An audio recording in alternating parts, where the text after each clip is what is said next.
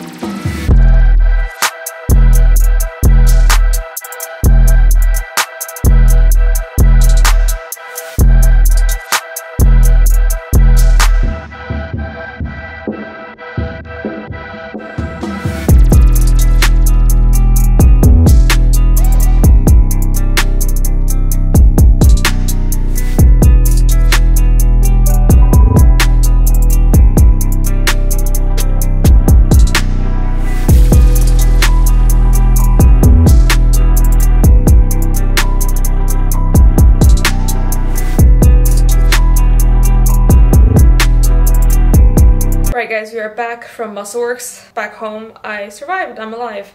I'm really dumb. I went to MuscleWorks with my tripod, but I left this camera here, so I had to film on my phone. You guys would have already seen like the workout footage by now. You would have noticed that the quality isn't the best. I apologize, but I filmed with my phone. Just wanted to kind of show you guys that, yeah, I still care and I wanted to film my like workout. I did a 4th exercise. I did seated leg curls, but I couldn't film them because like the angle was so bad. So yeah, you guys will see that like every time I post a leg day or in general, there isn't like a billion exercises. Like I stick to the basics, I do quality sets with those, and then I increase my volume across like my entire program of training. People who do like 20+ sets per session generally doing a lot of junk volume. What I mean by junk volume is that like you're not actually taking your sets close to failure and you're not actually prioritizing the intensity of your sets. Rather, you're doing a bunch of sets that are pretty far from failure. You're getting a good burn, a good pump, but you're not actually going fucking hard, and that's not the best for hypertrophy, because hypertrophy or muscle growth happens when you take your sets close enough to failure, at least 4 reps in reserve, or 3 or 2 or 1 depending on where you're at in your program. And if you're doing any kind of like less intense than that, then you're generating a lot of fatigue and not a lot of stimulus or hypertrophy. So yeah, maybe think that through if you're someone who spends hours in the gym killing yourself. You know, more isn't always more. Sometimes less is more when it comes to like your volume, that kind of thing. So I forgot to mention, because I am doing a full day beating, I had my usual intro workout. I had 230 milliliters of Lucozade. I have the raspberry flavor Lucozade. It's really good because I still do have intra workout carbs to have during my training. So those intra workout carbs are really important because they help you kind of fuel your performance, because it's like a liquid fast digesting source of sugar. It goes straight into your bloodstream and utilize it like literally as you're drinking it and sipping on it throughout your training. So that's why Dylan still has me on 15 grams of intra-workout carbs. I'm about to have my post-workout meal now. You guys will notice like my pre and post-workout meals are pretty standard, and it's important to kind of know how to eat around your eating window. So essentially in your pre-workout meal, you want to have a lot of carbohydrate, because carbohydrate again is like your main source of fuel and energy. Now, depending on what time you're able to eat, the size and the composition of this meal is going to change. If you're eating like 3 to 4 hours before training because you're at work or you don't have time to eat that much, a bigger meal that's higher in fat is going to help that meal slow down in digestion time. So a meal that's like high in fat, high in fiber, high in carbs, complex carbs will digest super duper slow. That way if you eat 3 to 4 hours before training, those carbs will still be kind of ready to utilize in your bloodstream as you are training. And then after training, as soon as possible, you want a fast digesting simple source of a carbohydrate paired with a protein source. A lot of people say it's just to replenish your glycogen. Not really. It's more just to, essentially when you're pairing a fast digesting source of carbohydrate, it actually activates some anabolic pathways, right? So it's actually very, very anabolic to have a moderate protein and high carb meal straight after training. So that's why I tend to usually have just my cereal and my protein shake. But recently I was like, you know what? Let's try something different. I've always wanted to try cream of rice. I tried cream of rice yesterday for the first time and I fucking loved it. It tastes really good and it's a lot more like voluminous than what I normally have as my cereal. So as Dylan starts to bring my calories down, I'm gonna, you know, actually appreciate the cream of rice a lot more. It's actually very refreshing because I put it in the fridge for a bit before I eat it and it's like nice and cold. So it's really, really nice.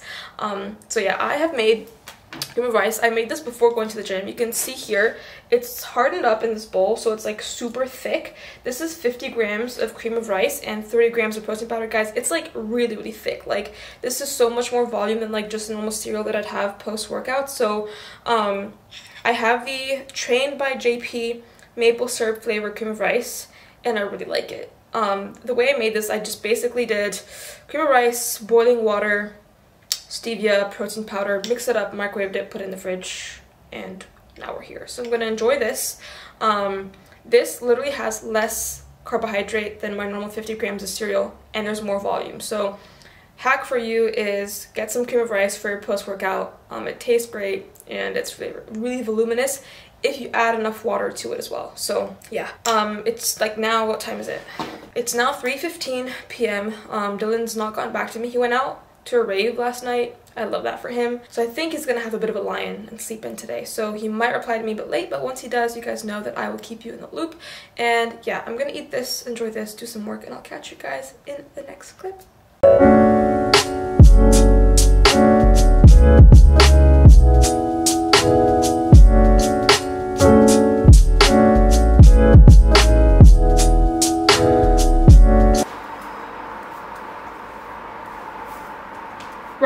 so I'm the world's shittest vlogger. I've just been super busy back to back. I had calls today, webinars, just a bunch of client work. Heini was here earlier. We just hung out and just did some work together, which is great. She is back to consistently uploading on her channel, so definitely go check out her content.